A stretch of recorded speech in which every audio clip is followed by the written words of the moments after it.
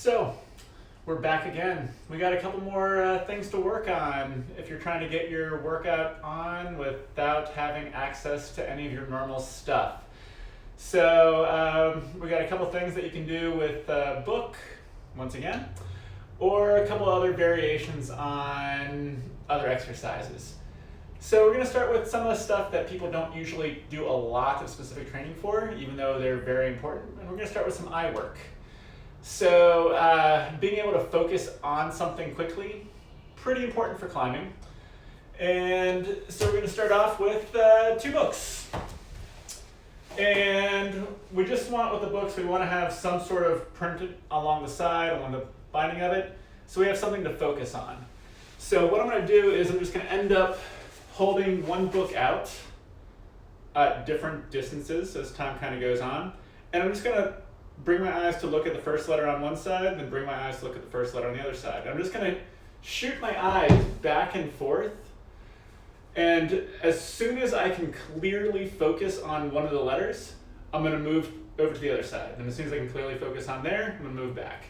The wider we go, the more peripheral vision it's going to help with.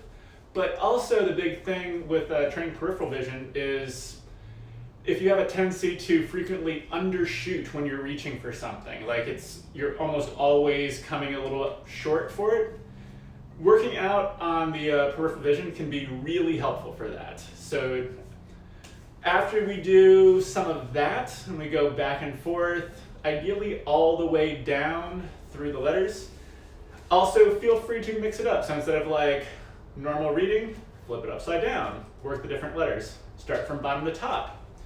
Feel free to go a little high, a little low. But with whatever you're doing, try to have the eyes be the main thing that's working. You don't want to be turning the head back and forth.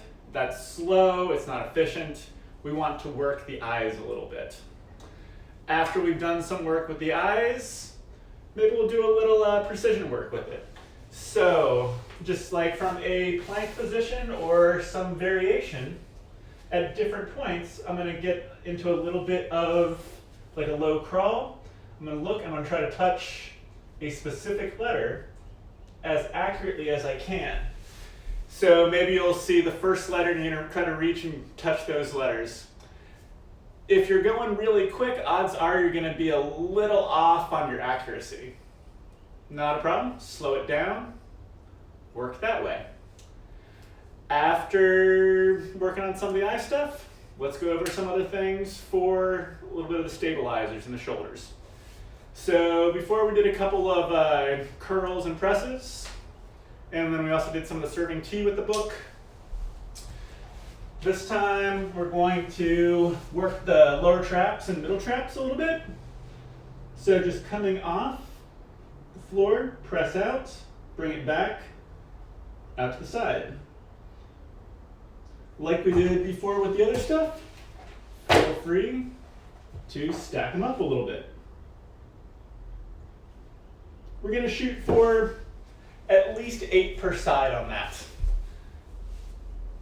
And then let's work some other random options for the fingers.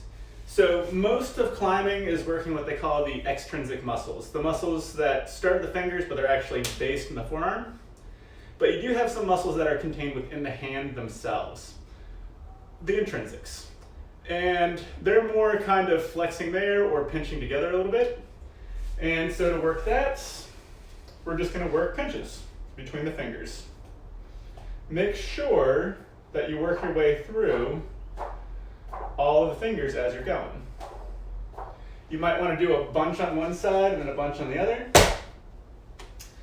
Or keep alternating between each ones. Go for 30 to 60 seconds, just trying to get those little smaller muscles, the stabilizers that do a lot, a little bit more work. And then while we're at it, let's talk about some different stuff for the forearm. So there's a lot of times when people are doing hammer work or leverage work. Sometimes you use some sort of like weighted lever so you can kind of go back and forth. I personally like to do just one portion first, and then come back to the other side rather than back and forth. But when we have the weight in the top position, we're only kind of matching a certain point of the strength curve. So right now, in order for me to supinate, for me to go palm up, the hardest part is getting started. It's pretty easy here. If I flip it around, the hardest part is the very end when I'm in this position. Same thing with working a little pronation. When we're coming this way, the hard part is at the start. If we hold it together, the hard part is that little bit. So you can see, not quite the same range of motion, not quite the same amount of strength. And I know what you're saying, Kevin, I don't have a weight to use like that. Hammer's too light. Well, if you have a band, you can do the same things. Just come up and rotation. And then let me guess, you don't have a band either. Well, you know what? Let's use some pants. Because everyone's on lockdown, no one's wearing pants anyway right now.